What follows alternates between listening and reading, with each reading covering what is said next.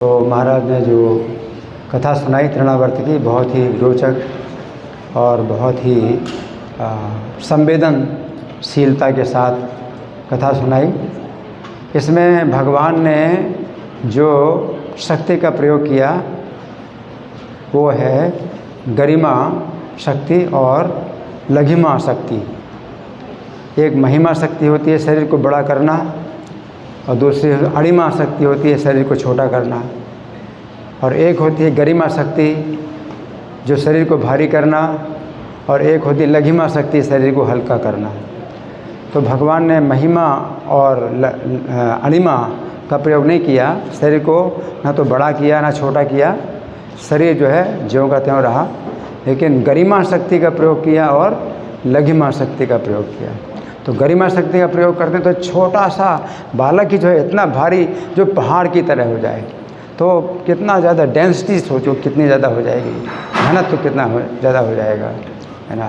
तो माता यशोदा के साथ में वो तृणावर्त वो ले जाना चाहता था, तो भगवान माता की रक्षा के लिए भारी हो गए कि माता छोड़ दे, ताकि वो जो है निपटेंगे अकेले, माता को संकट में ना पड़ना पड़े।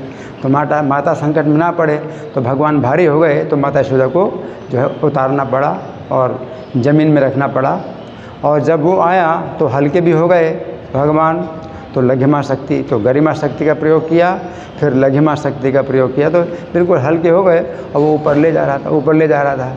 अब ऊपर ले जा रहा था, अब भगवान चाहते हैं कि बस अब लिमिट हो गई इसकी, तो फिर उन्होंने अपनी गरिमा शक्ति का प्रयोग किया, तो बहुत भारी हो गए, बहुत भारी हो गए, और गला को ऐसे पकड़ा।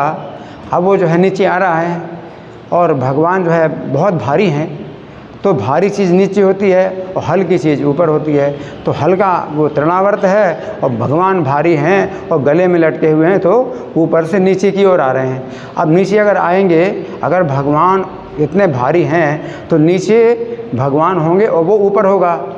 तो जब नीचे आने लगे, ज़मीन के थोड़ा ऊपर थे, तो भगवान ने अब उल्टा कर दिया, अपने को हल्का कर दिया।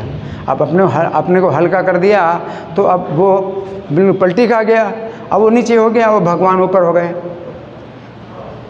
तो मतलब यही है कि भगवान नहीं चाहते ना कि वो उनके ऊपर गिरे, तो भगवान नीचे गिरते हैं और वो ऊपर गिरता है ना, तो भगवान के ऊपर वो गिरता। तो भगवान ने जो है अब तुरंत अपने को जो है हल्का कर लिया, हल्का कर दिया, तो वो उल्टा हो गया। अब उल्टा हो गया, पीठ उसकी नीचे हो गई और छाती ऊपर हो गई, और भगवान जो है छाती पर जो है अपना लटके हुए हैं और बिल्कुल हल्के हैं, बिल्कुल हल्के हैं। अब जब उसका चट्टान पर जो है शरीर गिरा, तो उसका तो जो है मतलब टुकड़े टुकड़े हो गए उस शरीर के, और भगवान इतने हल्के हैं, इतने हल्के हैं कि उनको जो है बिल्कुल चोट नहीं लगी। तो हल्की चीज़ में जो है ज़रा भी धक्का नहीं लगता है ना, तो भगवान इतने हल्के हो गए। तो भगवान जो है इतनी जल्दी अपने को जो है हल्का कर सकते हैं, कोई नहीं कर सकता इतनी जल्दी, और इतनी जल्दी भारी कर सकते हैं कोई नहीं कर सकता। योगियों के पास भी होती है ये सिद्धियाँ, तो लघिमा सिद्धि और गरिमा सिद्धि होती है, लेकिन इतना जो है असीमित रूप से इसकी कोई उनकी तो सीमा होती है, लेकिन भगवान की कोई सीमा नहीं है। वो कितने हल्के हो जाएं उसकी कोई सीमा नहीं है, और कितने भारी हो जाएं उसकी कोई सीमा नहीं है ना। तो भगवान की ये शक्ति है। इस प्रकार से जो है वो तृणावर्त का जो है वध करते हैं और उसका जो है उद्धार करते हैं। तो भगवान जो है तृणावर्त को ऊपर ले जाने देते हैं कि वो ऊपर जाए, लेकिन फिर भगवान उसको तृणावर्त को नीचे नहीं लाते। शरीर तो नीचे जाता है, लेकिन वो जो है उसका आध्यात्मिक शरीर जो है सीधे ऊपर चला जाता है, गोलोक धाम में चला जाता है। तो वो ऊपर से ऊपर चला गया, गोलोक धाम में चला गया, और भगवान जो है उसके शरीर को साथ में लेकर के नीचे उतरे। तो इस तरह से नीचे उतरे कि उनको कोई जो है धक्का ना लगे।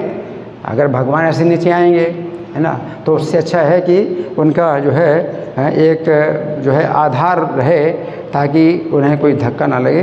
तो तृणावर्त जो है नीचे और भगवान ऊपर, तो भगवान को कोई धक्का नहीं लगा, और भगवान जो है खेल रहे हैं, उसकी छाती के ऊपर खेल रहे हैं। और जो स्त्रियां हैं, ब्रज की स्त्रियां हैं, वो जब देखती हैं कृष्ण खेल रहे हैं, तो जैसे जब देखते हैं कि बालक खेल रहा है, तो इसका मतलब सुरक्षित है, चोट नहीं लगी। किसी प्रकार की चोट नहीं लगी बालक को, क्योंकि खेल रहा है।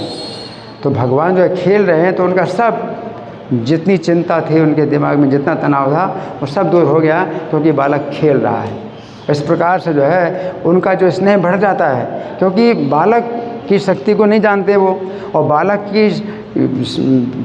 के अंदर शक्ति कोई नहीं है, और वो इतने बड़े संकट से फिर वो जो है बच गया। इस प्रकार से जो स्नेह है वो बालक के ऊपर और बढ़ जाता है कि वो जो बालक है तो इतने बड़े संकट से बच गया।